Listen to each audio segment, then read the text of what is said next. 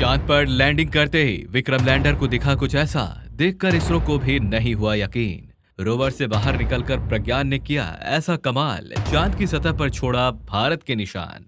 दोस्तों, 23 अगस्त के दिन चंद्रयान 3 ने चांद की सतह पर उतरकर इतिहास रच दिया है और पूरी दुनिया में भारत के नाम की जय जयकार हो रही है।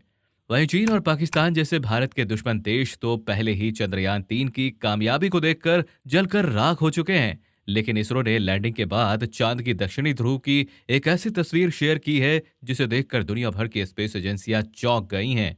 साथ ही इसरो ने प्रज्ञान रोवर के रिसर्च का मेगा प्लान रिवील करके ये साबित कर दिया है कि ये तो बस शुरुआत है, पिक्चर अभी बाकी है। तो आखिर करीब से कैसी दिखती है चंद्रमा और क्या कमाल करने वाला है भारत का प्रज्ञान, जानने के लिए बने रहिए इस वीडियो के अंत तक।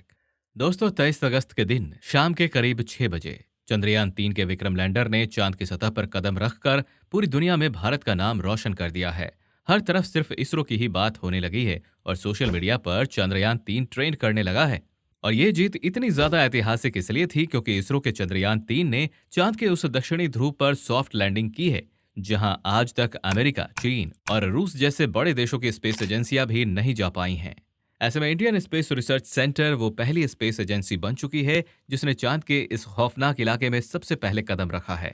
साथियों, इस लैंडिंग के दौरान विक्रम लैंडर के सभी 11 के 11 कैमराज चालू थे और इन ऐतिहासिक पलों को रिकॉर्ड करके अपनी यादों में समेट रहे थे। और लैंडिंग इवेंट से फ्री होकर इसरो के वैज्ञानिकों ने चंद्रयान 3 के लैंडर हॉरिजेंटल वेलोसिटी कैमरा से चांद की ऐसी तस्वीरें शेयर की हैं जिन्हें लैंडिंग के दौरान खींचा गया था। इन तस्वीरों में आप चंद्रमा के दक्षिणी ध्रुव के उन बड़े बड़े क्रेटर्स को आसानी से देख सकते हैं जिन्होंने अपने शैडो से खुद को कवर कर रखा है।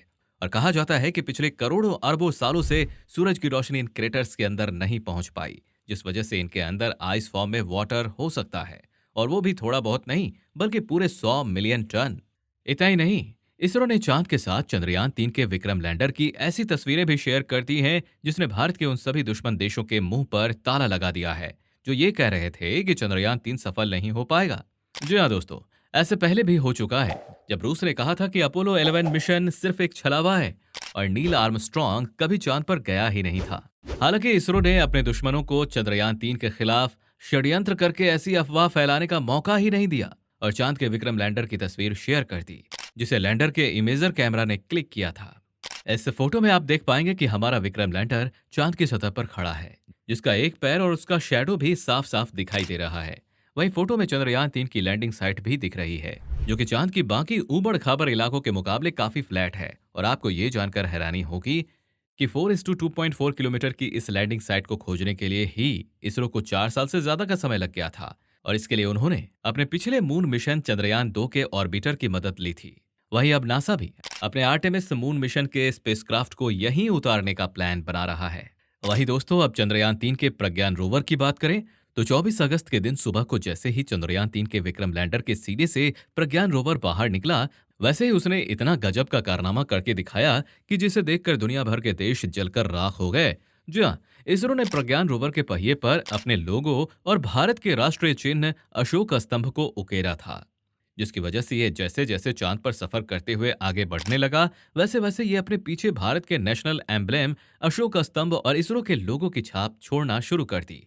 अब चूंकि चांद पर काफी पतला वातावरण है और यहाँ हवाएं नहीं बहती हैं, इसलिए आज से 1000 साल बाद भी अगर कोई देश या एलियन प्रजाति चांद पर पहुंचेगी तो उन्हें भारत की ये छाप वैसी की वैसी ही दिखाई देगी। इसी तरह दोस्तों, अपने 14 दिनों के रिसर्च मिशन में प्रज्ञान रोवर चांद के जिस इलाके में जाएगा वहां अशोक स्तंभ और इसरो के लोगों की छाप छोड़ देगा। खैर, प्रज्ञान रोवर के मिशन की बात करें तो अगले 14 दिनों में ये अपनी लैंडिंग साइट और इसके आसपास के इलाके में जाकर चांद की सतह के नीचे मौजूद पानी और अन्य कीमती खनिजों की खोज करेगा, जिसके लिए इस पर 2 payload equipments, laser induced breakdown spectroscope और अल्फा पार्टिकल एक्सरे स्पेक्ट्रोमीटर लगे हुए हैं। उसे विक्रम के जरिए इसरो के कमांड सेंटर में भेज दिया जाएगा। तो दोस्तों, अगर आप भी हमारी तरह चंद्रयान 3 मिशन की उपलब्धि से खुश हैं तो कमेंट बॉक्स में जय जवान जय किसान के साथ जय विज्ञान जरूर लिख दीजिए और वीडियो पसंद आया हो तो इसे लाइक और शेयर करके हमें सपोर्ट कीजिए। साथ ही इसरो के फ्यूचर मिशन के लेटेस्ट अपडेट्स के लिए हमारे चैनल को सब्सक्राइब करके पास वाली घंटी को जरूर बजा दीजिए। धन्यवाद।